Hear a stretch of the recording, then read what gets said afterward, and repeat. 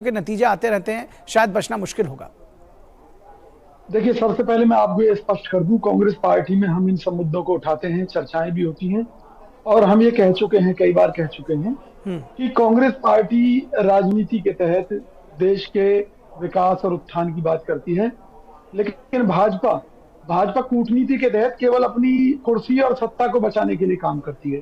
तो उन परिस्थितियों में हम पिछड़ जाते हैं, क्योंकि आप ये देखिए, जिन लोगों को ये लोग भ्रष्ट कहा करते थे, आज वो बीजेपी के नेता बने बैठे हैं, आज बीजेपी उनके दम से सत्ता में है।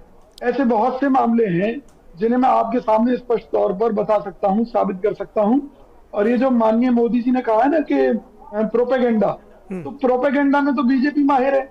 खुद अपने प्रोपेगेंडा को इन्होंने स्वीकार किया कि अच्छे दिन आएंगे, इनका चुनावी जुमला था, काला धन वापस आएगा, इनका चुनावी जुमला था।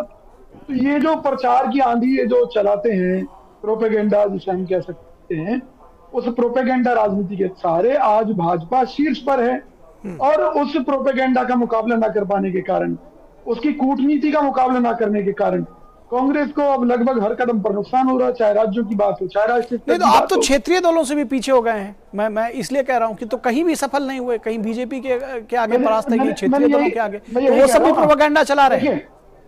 राजनीति के कुछ सिद्धांत होते हैं, कांग्रेस पार्टी उन सिद्धांतों का पालन करती है। कूटनीति में कोई सिद्धांत नहीं होता, साम दाम दंड भेद। किसी को सीबीआई का डर दिखाओ, किसी को ईडी का डर दिखाओ, किसी को पैसे के दम पर दूसरी पार्टी से तोड़ लो। तो भाजपा तो हर कार्य में आगे, चाहे वो दुष्प्रचार की राजनीति हो, प्रोपेगेंडा पॉलिटिक्स, चाहे वो राहुल गांधी जी की छवि खराब करने के लिए कई सौ करोड़ खर्च करने की बात है, चाहे वो मोदी जी के प्रचार पर कई हजार करोड़ खर्च करने की बात है। तो इन मामलों में क्योंकि हमारी पार्टी ने कोई धंधा फिर मुझे लगता है राहुल गांधी की तरह आपने भी नीति बदलने की जरूरत है, साथ ही साथ कुछ सोच बदलने की जरूरत है। किस तरह से देखते हैं अब तो सभी का वोट मिलने लगा इनको? इसमें कोई शक नहीं, मैं पहले कह चुका हूं कि भाजपा की कूटनीति का जवाब राजनीति से नहीं दिया जा सकता। कूटनीति, उनकी कूटनीति ऐसी है कि सारी जनता एक तरफ से उनको वोट दे रही है, ये कूटनीति का प्रयास है। नहीं, मैं वही तो कह रहा हूँ ना कि बगल में छुरी मुंह में राम राम, जनता को बेवकूफ बनाना है भाजपा का काम। तो कहीं ना कहीं जब उनकी असलियत लोगों के सामने नहीं आ पा रही, तो निश्चित तौर पर लोग बेवकूफ बन रहे हैं। मैं कह चुका हूँ, देखिए सबूत के तौर पर बताता हूँ, इस देश में 70 सालों में विदेशी कर्जा हुआ 40 लाख करोड़ का। नहीं, असल में दरअसल बात यह था ना कि अभी तक कहा जाता था कि बीजेपी हिंदुत्व का एजेंडा चलाती है। अभी तक आप लोग कहते थे ना कि बीजेपी हिंदुत्व का एजेंडा चलाती है। अब आपके पास वो फैक्टर भी नहीं रहा ना। मैं वही तो कह रहा हूँ जी कि भाई अभी पिछले दिनों सर्वे कराया था मोदी सरकार ने, तो इनको पता चला कि उत्तर भारत में इनकी स्थिति अच्छी नहीं है, लोकसभा में इनके लिए बड़ा खतरा पैदा हो गया है। तो इन्होंने वो हिंदुत्व वाला चोला साइड में रखकर और ये मुस्लिमों का विश्वास जीतने की कि सबका साथ सबका विकास, और ये पूर्वोत्तर की तरफ बढ़ गए कि अगर उत्तर भारत से जो नुकसान होगा तो उसकी भरपाई ये वहां से कर लेंगे। तो ये लोग निश्चित तौर पर, देखिए एक बड़ी सीधी सी बात है, काठ की हांडी बार बार नहीं चढ़ती, इसलिए हर बार जगह चेंज कर रहे हैं। आप पूछिए। जी, मैं आ रहा हूँ विनोद जी आपके पास जी। आने वाले समय में देखिए, अगर इन्हें ये लगा कि अगर हिंदुओं को गाली देने से इनका फायदा होगा, तो ये लोग गाली भी देने लगेंगे, क्योंकि ये कूटनीति के मास्टर हैं।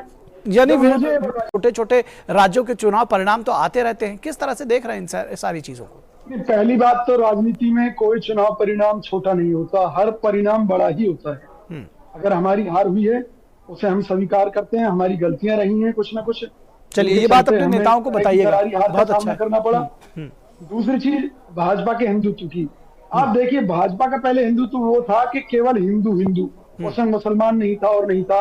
आज वोट बैंक की राजनीति के चलते खुद मोदी जी, आरएसएस खुलेआम कहने लगे हैं कि हिंदुत्व जो है कोई जाति नहीं है, एक व्यवस्था है जिसमें मुसलमान भी इसका हिस्सा है, जिसमें ईसाई भी इसका हिस्सा है, जिसमें सिख भी इसका हिस्सा है। तो ये लोग राजनीति के लिए किसी भी स्तर तक जा सकते हैं। चलिए, हिंदुत्व की बात और हिंदुस्तान जवाब ले लेते हैं, फिर चर्चा को विराम देंगे। विजय कौशिक जी, आप कुछ कहना चाह रहे हैं? मैं चाह रहा हूँ अनुत्तरित न जाएं, आप जल्दी से अपनी बात खत्म करें। मैं ये कहना चाहता हूं कि जो बीजेपी आज मुसलमानों की बात कर रही है, यूपी चुनाव में उनका ये मुस्लिम प्रेम कहाँ का चला गया था? क्यों मुस्लिमों को उन्होंने अपनी पार्टी में हाशिए पर रख दिया था? क्यों किसी को टिकट नहीं दी थी? बहरहाल ये लोग आज मुसलमानों को भी हिंदू बता रहे हैं।